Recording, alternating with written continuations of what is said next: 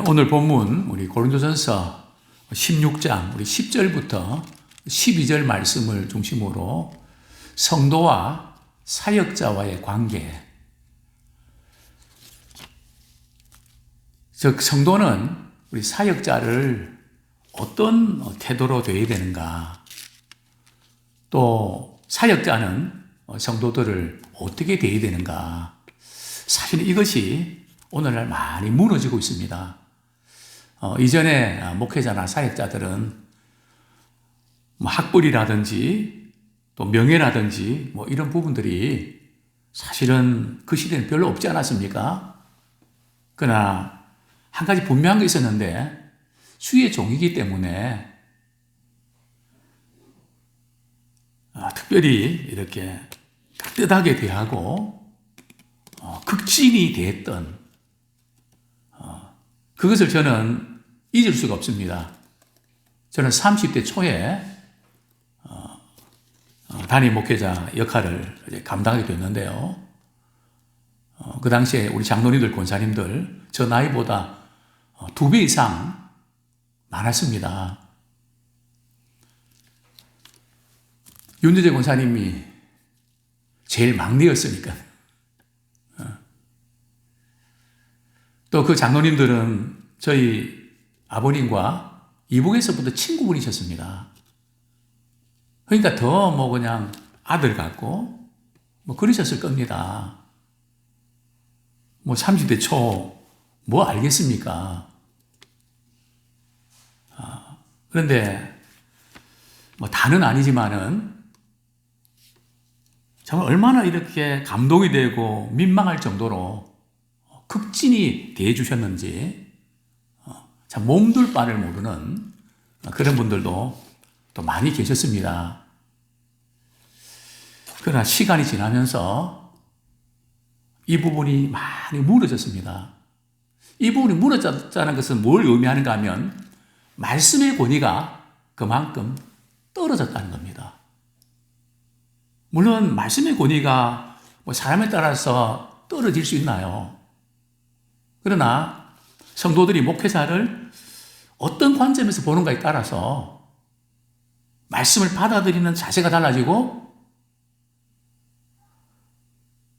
그 말씀을 정말 주님의 말씀으로 받아들이지 않고 사람의 말로 자꾸 받아들이면서 이제 말씀의 권위가 급격히 약화되는.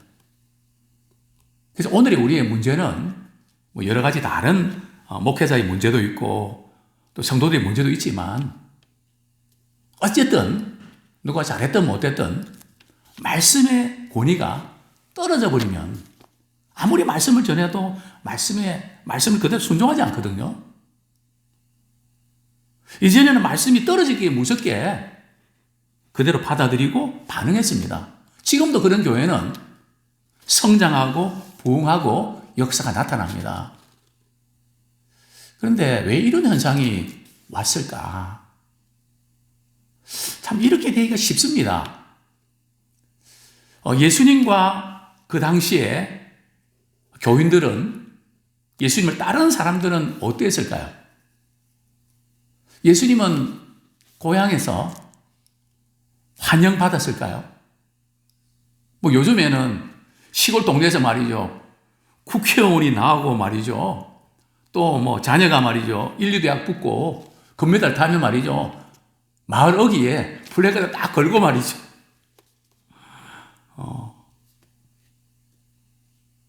환영 퍼레이드를 벌리지 않습니까? 근데 예수님은 그리스도 아닙니까? 하나님의 아들 아닙니까? 또 많은 기적과 능력을 행하시지 않으셨습니까?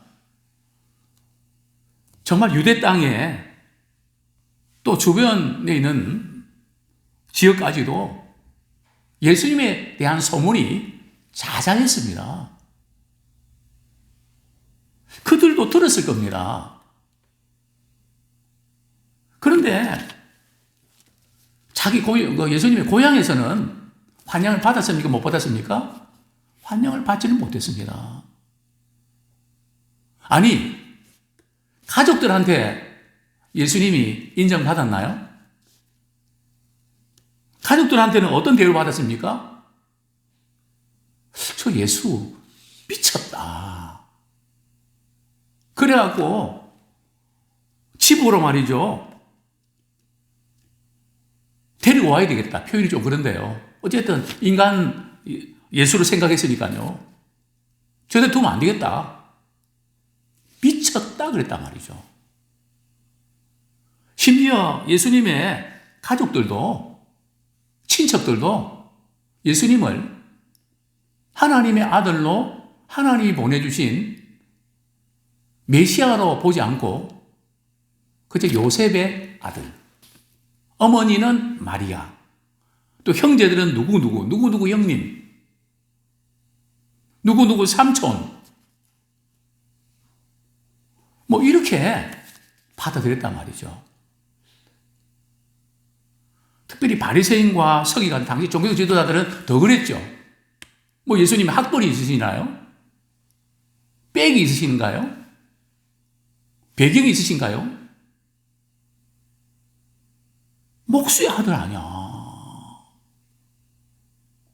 어느 신학교 나왔는데, 누구한테 안수 받았는데, 누구한테 세례 받았는데, 뭐 그런 게 없지 않습니까?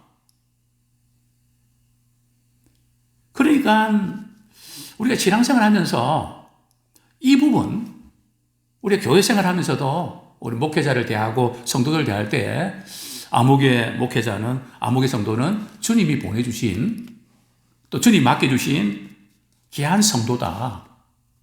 귀한 직분자다. 그렇게 보면 되는데, 암흑에는 그게 못마땅하고, 그게 마음에 안 들고, 물론 우리가 사람인지라 보이죠. 그죠? 그러나 우리는 눈에 보이는 그 어떤 것에 빠지지 말고, 주님의 형상으로 만들어진 그런 존귀한 자임을 믿음의 눈으로 보길 원합니다. 옛날 어르신들이 그런 이야기 많이 했죠. 교회를 다닐 때 뭐 보고 다니지 말고 누구 보고 다니라고요? 사람 보고 다니지 말고 하나님 보고 다녀라. 근데 이 말이 지금은 폐쇄한 것 같아요. 지금은 교회 선택할 때 끼리끼리 좀 마음도 통하고 뭐 배울 것도 있고 우리 자녀들 교육 문제 이런 문제 다 따져서 그래도 좀 괜찮은데 또 조금 그 레벨이 맞는 그런 데로 가야 된다. 뭐 그 생각이 전혀 틀린 것은 아닙니다. 그러나 주님의 방식은 아니셨죠. 주님이 정말 원하시는 것은 아니었습니다. 그런 관점에서 오늘 우리 본문을 우리가 대하면 좋겠습니다. 자, 고린도 교회는 문제가 많은 교회입니다. 지도자들 중심으로 분파가 일어났습니다. 나는 베드로 선생님이 좋습니다. 그래서 개밥합니다. 또 나는 바울파입니다. 나는 바울이 좋습니다. 또 누구 있습니까? 나는 아볼로파입니다. 아볼로 학구적이거든요. 아주 논리적이고 아주 체계적으로 말씀을 잘 전합니다. 나는 뭐 누구 지도자도 나는 원치 않고 나는 그리스도파다. 직통 계시파.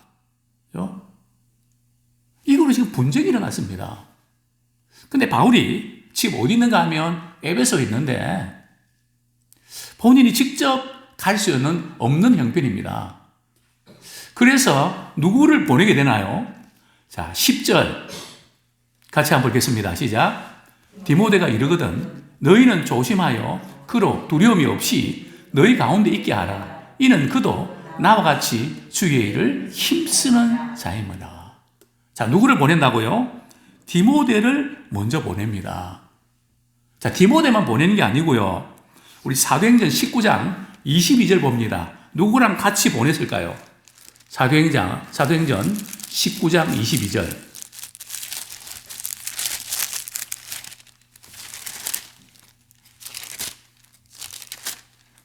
같이 한번 읽겠습니다. 시작. 자기를 돕는 사람 중에서 디모데와 에라스도 두 사람을 마게도냐로 보내고 자기는 아시아에 얼마 동안 더 있으니라. 디모데와 에라스도는 고린도시의 이 재물을 담당하는 돈을 다루는 그런 사람이죠. 어쨌든 지금 예루살렘에 이렇게 구제헌금을 모아서 전해주기 위해서 사람이 필요했던 거죠. 그래서 이제 에라스도와 디모데를 고린도에 먼저 보내는데 아마 이 편에 본인이 썼던 고린도 교회에 썼던 편지도 말이 동봉해서 아마 고린도 교회에 보냈겠죠. 자, 그런데 참 바울이 디모데를 보내면서 상당히 걱정하고 좀 신경을 쓰고 있는 것을 보게 됩니다. 어떻게 알 수 있습니까? 10절, 고린도서 16장 10절에 보면 너희는 조심하여. 여기 조심하라는 원문의 뜻은 말이죠. 잘 돌봐주라는 겁니다. 무엇이 필요한지 잘 좀 챙겨주면 좋겠다는 것입니다. 근데 여기 보면 그로 두려움이 없이 너희 가운데 있게 하라. 디모데가 왜 두려워할 수도 있다고 바울은 걱정했을까요? 여러 가지 이유가 있는데요. 첫 번째로 디모데는 나이가 어립니다. 그래서 늘 디모데에게 이야기할 때 디모데 그 나이가 어린 것 때문에 나이가 젊는 것 때문에 젊기 때문에 그 연소함을 업신여기지 마라. 나이가 젊다고. 저도 30대 초에 있으면서 다 그러시지 않으셨는데요. 어떤 장로님은 저를 그렇게 부르십니다. 김 목사. 님자 안 붙입니다. 좀 님자 붙여도 제가 어색하지만 그것도 공적인 자리에서 말이죠. 공기도 할 때에 하나님 우리 김 목사가 물론 그냥 이렇게 가깝고 친한 의미에서 이렇게 하지만 공적인 시간에는 또 그러면 안 되죠. 저는 괜찮지만 다른 교인들이 이렇게 들을 때 이 교회는 목회자를 함부로 대하는 별로 은혜가 없는 교회구나. 그렇게 생각할 수 있단 말이죠. 그게 이제 민망한 거죠. 지금 디모데는 나이가 지금 젊습니다. 그리고 디모데 성격이 어떻습니까? 성품이 굉장히 유약합니다. 소심한 편입니다. 뭐 어떤 말에도 굉장히 예민한 편입니다. 근데 지금 디모데가 고린도 교회에 지금 가는데 좋은 일로 가나요? 지금 바울의 편지가 고린도 교인들을 책망하는 편지거든요. 또 고린도 교회 내에서는 바울을 안 좋아하는 거짓 선자도 있었습니다. 바울이 뭐 신뢰할 수도 없고 은근히 교회를 위하는 척 하면서 아주 그냥 자기 실속 다 챙기는 아주 그런 사역자다. 뭐 그러면서 상당히 바울을 싫어하는 그런 부류의 사람들이 있었단 말이죠. 근데 바울이 디모데를 이렇게 보내니까 그들은 야, 바울이 지금 디모데를 여기 심으려고 그러는 거 아니야? 오해가 할 수 있겠죠. 또 우리가 원하는 사람은 안 보내주고 왜 생뚱맞게 디모데를 보내는 거야? 그러니까 바울이 싫은 사람은 디모데 왔을 때 인사도 안 하겠죠. 아주 그냥 매섭게 대하겠죠. 그러니까 유약한 디모데가 말이죠. 고린도 갔는데 분위기가 썰렁하고 그럴 가능성이 있지 않겠습니까? 그러니까 두려움 없이 좀 편안하게 고린도 교회의 이 문제를 잘 해결할 수 있도록 그렇게 해주면 좋겠다. 그러면서 지금 바울은 디모데의 장점과 단점, 인간적인 디모데는 참 어떤 점이 조금 약하고 어떤 점은 좋은 점이고 뭐 그런 거 언급을 안 합니다. 학벌이 어느 정도고 상을 얼마나 받았고 부동산 얼마 가졌고 뭐 그런 거 언급 안 합니다. 딱 한 가지 언급하죠. 그게 뭡니까? 이는 우리 10절 하반절에 보면 그도 나와 같이 주의 일을 힘쓰는 자입니다. 주의 일을 힘쓰는 그것 하나.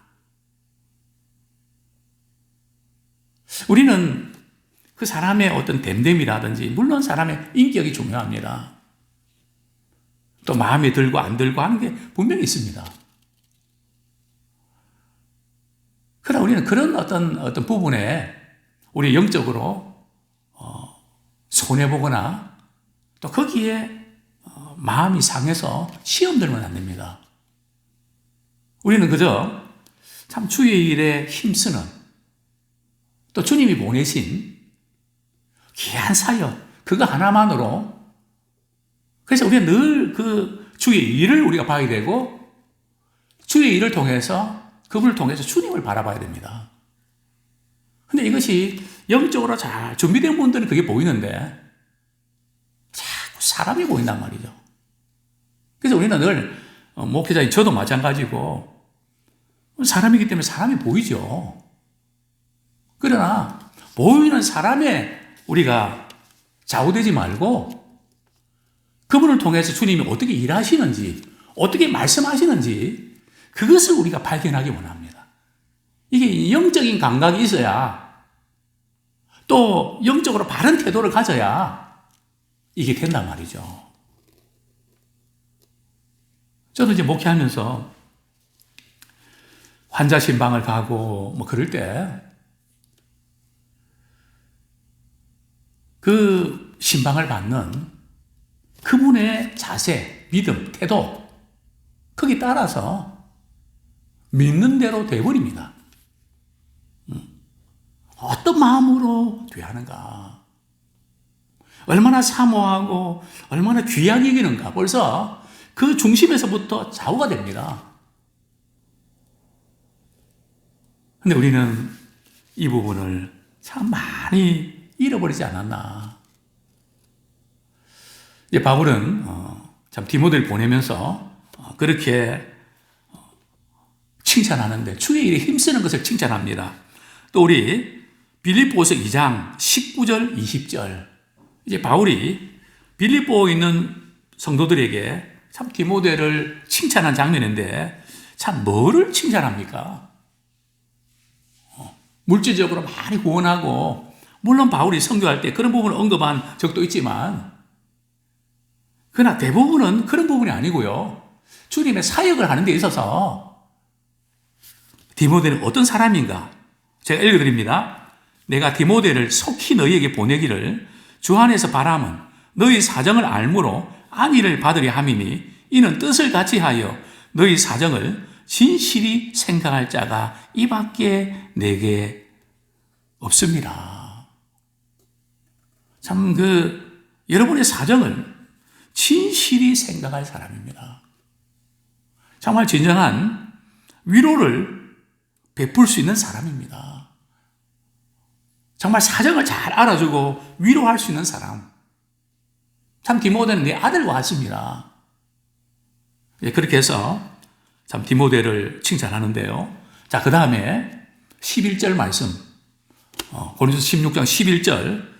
디모데는 또 어떤 사람이고 또 디모데를 어떻게 대해서 돌아오게 되기를 바랄까요? 11절 같이 읽겠습니다. 시작.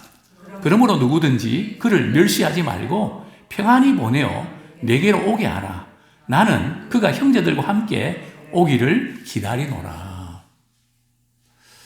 바울이 디모데를 보내면서 누구든지 디모데를 멸시하지 않으면 좋겠다.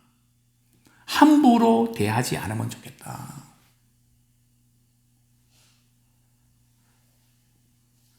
사역을 잘 마치고 형제들 몇 명과 평안히 내게로 돌아올 수 있도록 나는 기다리고 있다.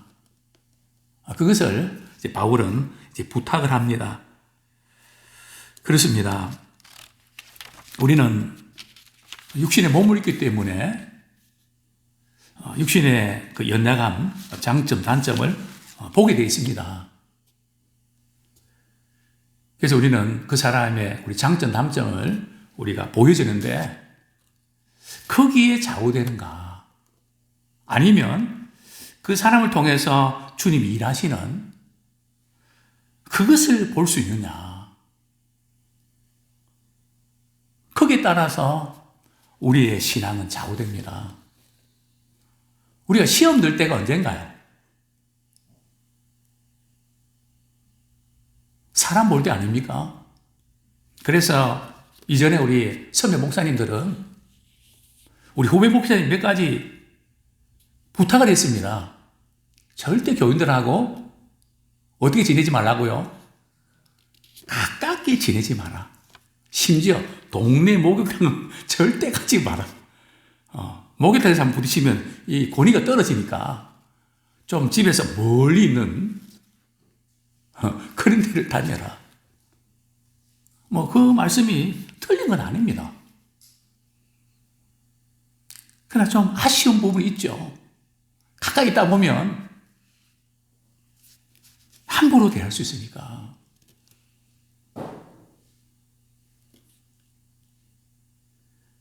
저희 집에 가면 저희 어머님이 저를 어떻게 부르는지 아십니까?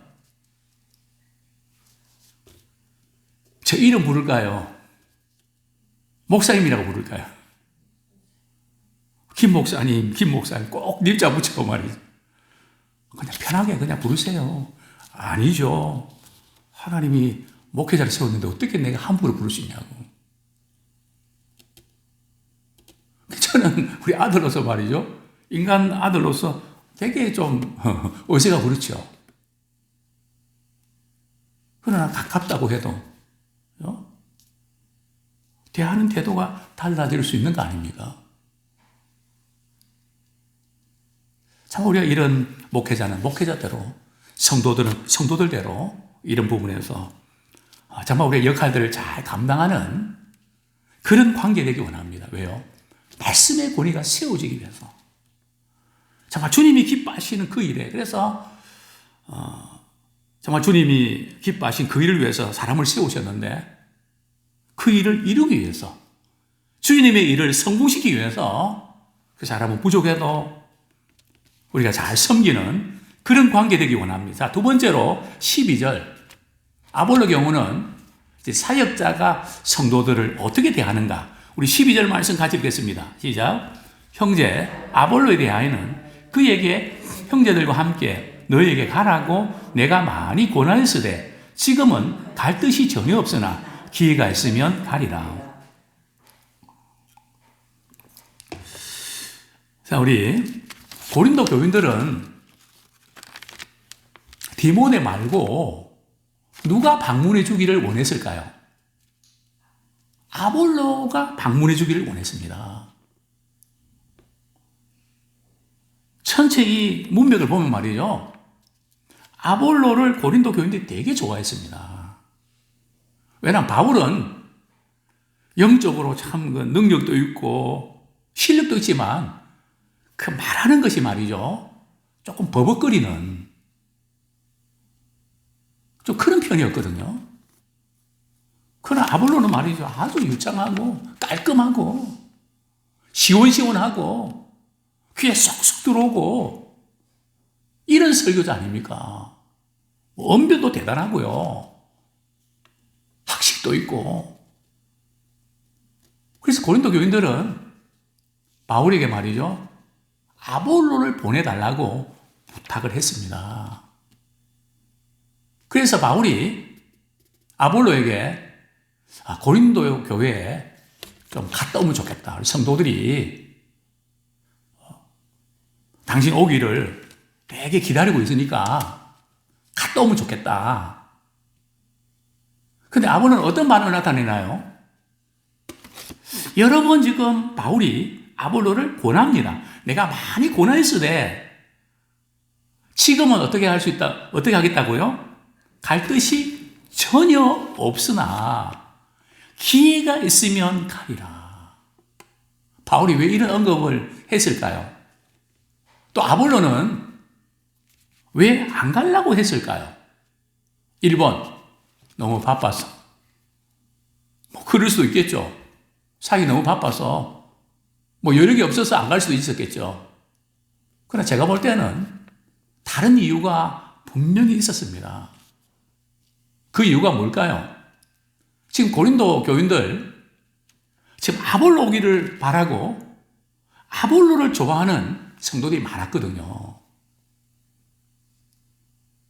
근데 여기서 참 놀라운 것은 말이죠. 만약에 바울이 단임 목회자가 말이죠. 아볼로가 부교육자다 말이죠. 근데 성도들이 부교육자 설교를 말이죠. 그렇게 듣고 싶어 하고 은혜를 많이 받네요. 헌신입에 강사로 모시고 싶어 하고. 그죠? 그럴 때 바울은 말이죠. 정말 아볼로가 좀 가면 좋겠다. 많이 권합니다. 그러니까 그만큼 바울은 아볼로를 신뢰합니다. 또 아볼로도 바울을 신뢰합니다. 그러니까 목회자들은 목회자들끼리 신뢰해야 됩니다. 서로 사랑하고 아껴야 됩니다. 성도들이 영적 유익을 위해서 정말 나에게 부족한 것이 많지만 참 이 부교육자를 통해서 아볼로를 통해서 참 성도들이 은혜 끼치는 거 너무 귀하다. 바울과 아볼로는 그런 두터운 신뢰 관계를 갖고 있습니다. 그런데 아볼로는 갈 뜻이 전혀 없다. 이 말은 지금 바빠서 그런 의미만은 아니죠. 왜 그럴까요? 아볼로가 가면 성도들은 좋아하겠죠. 그런데 교회 전체적으로 어떤 문제가 있을까요? 분쟁이 있는데 이것 때문에 또 분란이 일어나는 교회 전체적으로 볼 때는 문제가 발생할 수 있지 않습니까? 그러니까 교회는 말이죠. 그게 아무리 사실이라 할지라도 그것이 성도들에게 유익하지 아니하면 사실을 밝히는 것은 지혜롭지 못합니다. 이게 무슨 뭐가 있어서가 아니라 말이죠. 유익하지 않으니까. 저는 노예 고시부에 있으면서 부교육자들이 사역을 그만두면서 교회에 무리를 일으키는 경우들을 많이 봤습니다. 그래서 저는 우리 고시부에 목사 안수 받는 우리 후배들에게 그렇게 질문합니다. 만약에 교회에서 교회 사정상 어렵고 힘들어서 당신은 교회를 그만두면 좋겠다. 이렇게 말했을 때 성도들이 목사님 왜 그만두세요? 그렇게 물었을 때 당신은 어떻게 대답하겠습니까? 아주 좋은 질문 아닐까요? 왜냐하면 제가 목회 현장에서 그런 것 때문에 성도들이 실족당하는 경우를 많이 봤으니까요. 그럴 때 당신은 어떻게 대답하겠습니까? 두 부류입니다. 목사님. 교회에서 그만두라 그래서 제가 그만뒀습니다. 이렇게 이야기해야 되는 거 아닙니까? 그 사실 아닙니까? 또 다른 목회자는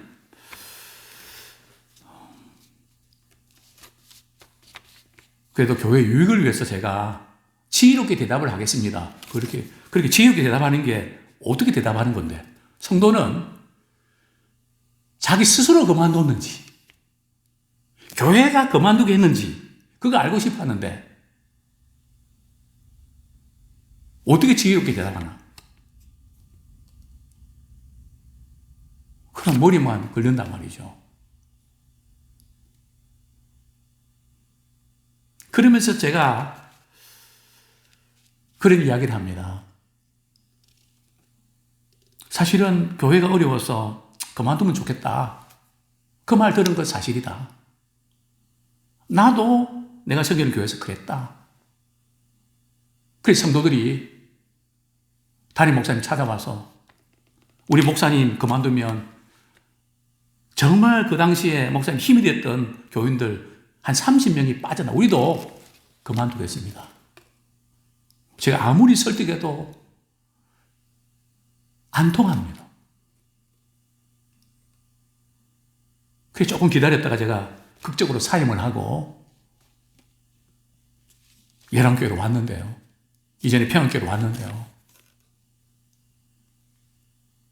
성도들은 세상은 안 그렇잖아요. 세상은 오늘 사역을 하다가 본래 부교육자의 임기는요, 1년이거든요. 1년 하고 당에서 1년 더 할 수도 있고 그냥 아무 말이 없으면 그만두게 되는 거거든요. 그럼 사랑이 없다고 시험 들어 교회 떠납니다. 그럴 때는 후배들이 이렇게 이야기하죠.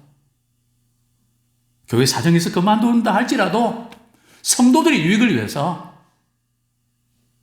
지혜롭게 이야기해라. 뭐 사실이 뭔지 몰라서가 아니라 우리의 관심은 성도들에게 유익되는 것을 우리가 택해야 된다. 조금이라도 그 교회에 부담을 주고 마음 상해하고 그렇게 되면 안 된다. 앞으로 당신이 담임 목회 한번 해봐라. 내 말이 무슨 말인지 그때는 확실히 알 거다. 참 그것 때문에 또 성도들이 떠나고 그리고 항상 그랬거든요. 그런 일이 너무나 반복됩니다. 그런데 의외로 이 부분에 지혜롭게 하는 분들이 그렇게 많지 않다는 겁니다. 목회자뿐일까요? 성도들은 그렇지 않을까요? 정말 우리는 지금 이 시대에 말씀의 권위가 세워지는 목회자와 성도의 관계가 되기 원합니다.